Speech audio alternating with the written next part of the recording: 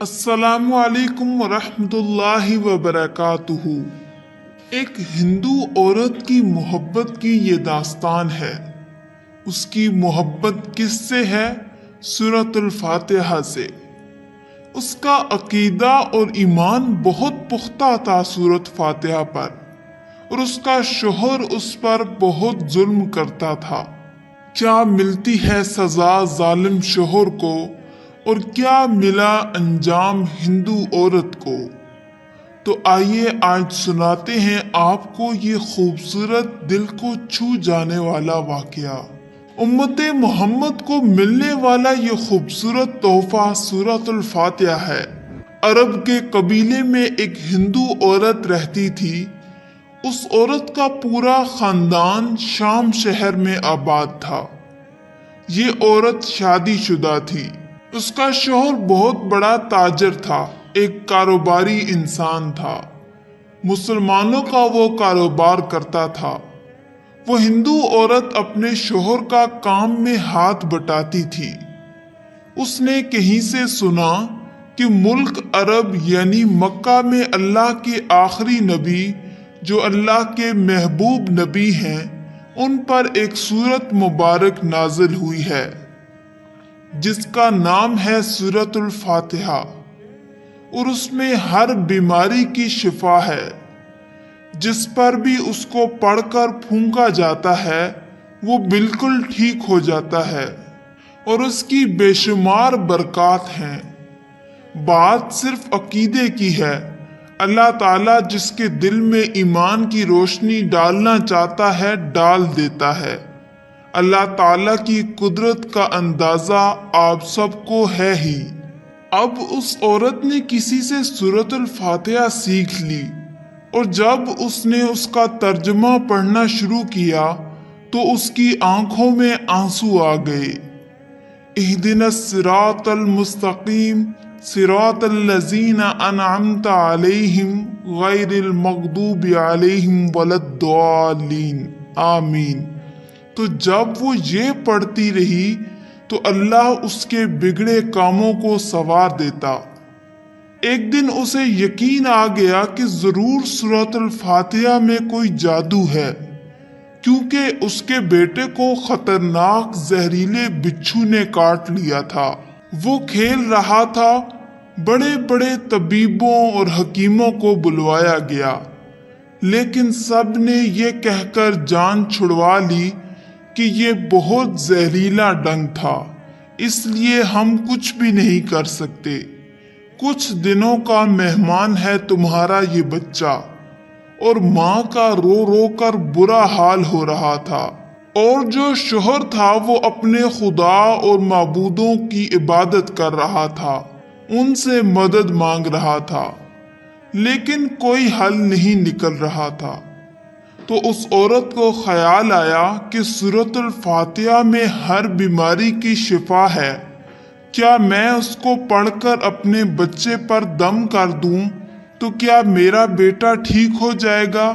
چونکہ اللہ تعالیٰ کو اس عورت کو اسلام کی طرف لانا تھا، اس کے دل میں ایمان کو اور مضبوط کرنا تھا، تو اس کی زبان میں تاثیر دے دی۔ جب اس نے سورۃ الفاتحہ پڑھ کر اپنے بچے کو دم کیا، اس بچھو کے کاٹے ہوئی جگہ پر دم کیا، تو وہ بچہ ایک دم اٹھ کر بیٹھ گیا۔ اب اس نے پانی پر دم کر کے وہ پانی اپنے بچے کو پلایا، تو وہ اٹھ کر ایسے کھڑا ہو گیا جیسے اسے کبھی کسی بچھو نے کاٹا ہی نہیں، اور اٹھ کر کھیلنے لگا۔ اس کا شوہر بھاگتا ہوا اس کے پاس آیا اور کہا کہ کسی طبیب، کسی حکیم نے اس کو ٹھیک نہیں کیا، تم نے اسے کیسے ٹھیک کر لیا؟ تم نے ایسا کیا عمل کیا؟ کون سا منتر پڑھ کر پھونکا جو یہ ٹھیک ہو گیا؟ اس نے کہا منتر تو کوئی نہیں، ہاں البتہ ایک سورت ہے جو پڑھ کر کسی بھی بیمار پر پھونکی جائے تو شفا ہو جاتی ہے۔ بس وہ مجھے یاد تھی، میں نے پڑھ کر اپنے بچے پر دم کیا اور پانی پلایا، تو دیکھو کیسے یہ اٹھ کھڑا ہوا۔ یہاں اس کا شوہر خوش ہونے کے بجائے اس سے ناراض ہو گیا کہ یہ تو کیا جادو ٹونے کرنے لگ گئی ہے، تو یہ کیا پڑھ پڑھ کر پھونک رہی ہے ہمارے بچے پر۔ وہ عورت کہنے لگی کہ زندہ سلامت ہو گیا ہمارا بچہ، ورنہ تو یہ ہم سے بچھڑنے والا تھا۔ لیکن اس کے شوہر نے نہیں سنا اور اپنی بیوی کو مارنے لگا۔ اس کو اسلام نام سے نفرت تھی، اس کو مسلمانوں کے ہر عمل سے نفرت تھی۔ تو جب اس کی بیوی مسلمانوں والے کام کرنے لگ گئی تو اسے اپنی بیوی سے بھی نفرت ہونے لگی۔ اس نے اب اپنی بیوی پر ظلم کرنا شروع کر دیے اور ہر روز اسے مارتا پیٹتا اور اس سے کہتا کہ اگر تمہاری زبان سے میں نے یہ سورت سنی یا تو نے یہ منتر پڑھ کر پھونکا تو دیکھنا میں تمہاری کھال اتار دوں گا، قتل کر دوں گا۔ اب تم مجھے بالکل برداشت نہیں ہو۔ اس شخص کو اللہ کے کلام پر بالکل یقین نہیں تھا، مگر اس کی بیوی کو اللہ کے کلام پر اتنا یقین تھا کہ اس کا یقین جیت گیا۔ اور اس عورت کی اللہ تعالیٰ نے کس طرح مدد کی۔ اب جب وہ کام کے لیے باہر نکلا تو جہاں مرچ کے بہت بڑے تھال اور تھیلے پڑے ہوئے تھے ان میں لال مرچ بری ہوئی تھی۔ وہ ان سب مرچوں کو چیک کر رہا تھا کیونکہ دوسرے ملک ان مرچوں کو جانا تھا۔ وہ نہیں مانتا تھا اللہ کو، لیکن کیا اللہ کا غضب اس پر نازل نہیں ہوتا؟ وہاں پر وہی بچھو آ گیا جس نے اس کے بچے کو ڈنگ مارا تھا۔ اس کے ڈنگ سے بچہ تو بچ گیا کیونکہ اس کی ماں کو یقین تھا اللہ کے کلام پر، لیکن باپ کو یقین نہیں تھا، وہ تو سازشیں کر رہا تھا۔ اللہ کی ایک نیک بندی جو مسلمان ہونا چاہتی تھی اس کو اس راستے سے ہٹانا چاہتا تھا۔ اللہ تعالیٰ نے حکم دیا اس بچھو کو، اور اس نے جب کاٹا تو اس کا زہر پورے جسم میں پھیل گیا۔ وہ کسی سے پانی کیا مانگتا، وہ تو چلا بھی نہیں پا رہا تھا اور نہ ہی بول پا رہا تھا۔ اتنا تڑپا کہ تڑپ تڑپ کر ان مرچوں کے تھال پر جا گرا۔ ساری مرچیں اس کے ناک، کان اور منہ میں چلی گئی اور وہ تڑپ تڑپ کر دم توڑ گیا۔ اس کی خبر جب خاندان میں پہنچی تو ایک کوہرام مچ گیا۔ اب وہ عورت اکیلی رہ گئی، شوہر اس کا مر گیا، کام بالکل ختم ہو گیا۔ وہ کاروبار میں اپنے شوہر کی مدد تو کرتی تھی لیکن اب شوہر ہی نہیں رہا، فاقوں کی زندگی گزارنے لگی۔ جب وہ عورت قرضدار ہو گئی تو بہت پریشان ہو گئی۔ اتنی پریشانی آ گئی ہے ہمارے گھر میں مال کی کہ اب تو کوئی سہارا بھی نہیں۔ پھر اس کو خیال آیا سورۃ الفاتحہ پڑھنے کا کہ میں نے سنا ہے یہ بیماری کے ساتھ ساتھ پریشانی بھی دور کرتی ہے اور مال میں خیر و برکت بھی لے کر آتی ہے۔ میں اس کو پڑھوں یقین سے تو ہو سکتا ہے میری مدد ہو جائے۔